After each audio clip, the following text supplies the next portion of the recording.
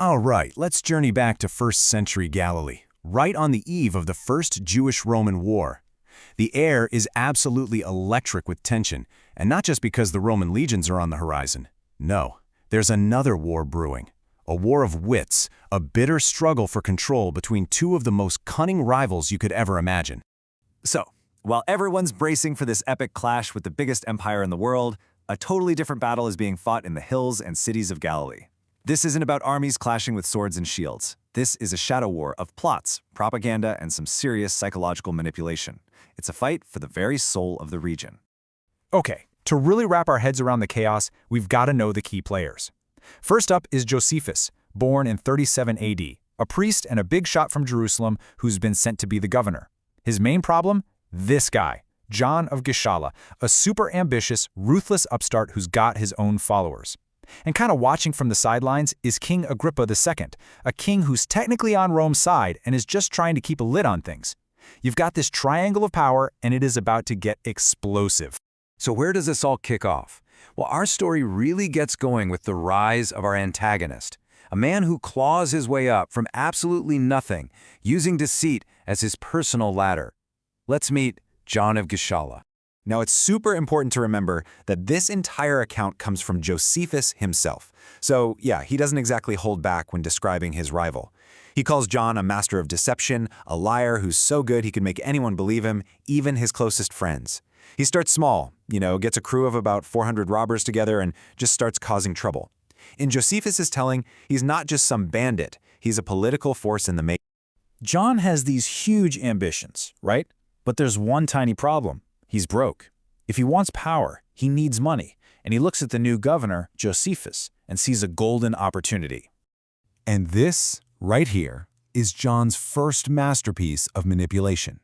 He totally plays Josephus. He gets a contract to fix his city's walls, and then he pitches this brilliant idea. Hey, let me be the only one who can export our oil. Josephus says yes, and John makes an absolute fortune, which he immediately turns around and uses to hire his own private army, all to take down the very guy who made him rich. And it wasn't just about the cash. Oh no, John launches what is basically a classic misinformation campaign. He has his men create chaos, then he points the finger at Josephus and says, "See? He can't keep you safe." At the same time, he's whispering everywhere that Josephus is secretly a Roman collaborator, getting ready to sell them all out. So, John's campaign? It works. It works really well. The people are agitated, they're suspicious, and they are ready to just explode. And Josephus is about to walk right into the middle of the firestorm. And this is the scale of the crisis we're talking about. After Josephus tries to do the right thing and return some stolen property to the pro-Roman king Agrippa, those rumors about him being a traitor just catch fire. An enormous mob, Josephus claims it was 100,000 people, comes down on the city of Tarichaea, and they are screaming for his head. His friends, his guards, they all bail on him. He's surrounded. They're about to burn his house down with him inside, and Josephus does something absolutely wild. He doesn't fight, he just walks out, clothes torn, head covered in ashes, looking like a man who is completely and utterly defeated. But this isn't a surrender. This is the beginning of a strategy. And here is where we see Josephus's political genius shine. He gets permission to speak, and he tells the angriest people in the crowd, the ones from Tarichaea, that the stolen money they're so upset about, well, it was actually for them. He claims he was secretly planning to use it to build them a wall. And just like that, he divides his enemies. The people of Tarichaea start cheering for him, while everyone else gets even angrier. But there's still a hardcore group of about 2,000 guys who are not buying it. They surround his house again. This time, Josephus drops the persuasion and goes for pure terror. He invites their leaders inside to talk, takes them to a back room, has them brutally whipped, and then literally throws them out, bloody and broken. The sight is so horrifying that the rest of the mob just drops their weapons and runs away. Well, John is furious that Josephus managed to outsmart the mob. He decides it's time to end this rivalry once and for all. Public manipulation failed, so now he's turning to an assassin's blade.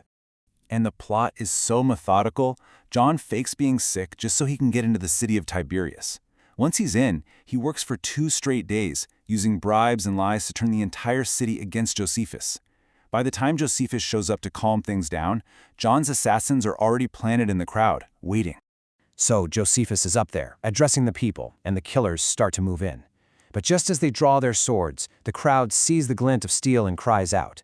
That's all Josephus needs. He turns, sees the blades coming for his throat, and makes a split-second decision. He leaps off the platform, runs for the shore, grabs a boat, and escapes onto the Sea of Galilee. Josephus has escaped with his life, but the city of Tiberias is now in open revolt, and it's firmly on John's side. Josephus has to take it back, but his army is miles away. And this sets the stage for his most audacious and brilliant move yet. So just think about this problem for a second. The city is against you, behind strong walls. Your whole army is gone. It's just you and 7 guards. How in the world do you conquer a fortified city? What do you even do? Well, here's the genius of his plan. He orders every single boat on the lake, all 230 of them, to sail towards Tiberias. But, and here's the trick, he only puts a few men in each boat, and he keeps them far enough from the shore that they just look like a massive invasion force. Then, he himself sails right up to the walls with just his 7 guards. The defenders look out, see what they think is an unstoppable army on the horizon, and they totally panic. They throw down their weapons and beg for mercy. The deception was just perfect. The people of Tiberias saw exactly what they expected to see, this overwhelming military force ready to crush them. The reality? A ghost fleet and a handful of unarmed men. He won a victory entirely inside the minds of his enemies. The level of terror Josephus commanded at this point was absolute. To prove his loyalty and not get executed, the leader of the revolt, a guy named Clitus, actually cuts off his own left hand with his right. It's this shocking, brutal act that just shows you the kind of psychological power Josephus now had over people. So, in his own version of the story, Josephus outwitted John at every turn and secured Galilee with a mix of brilliant psychology and, let's be honest, brutal intimidation. But it leaves us with this huge lingering question, especially since we're only getting his side of it. Was he a brilliant peacekeeper just trying to hold his people together, or was he every bit as ruthless as his rival and just better at playing the game? That's something historians are still debating today.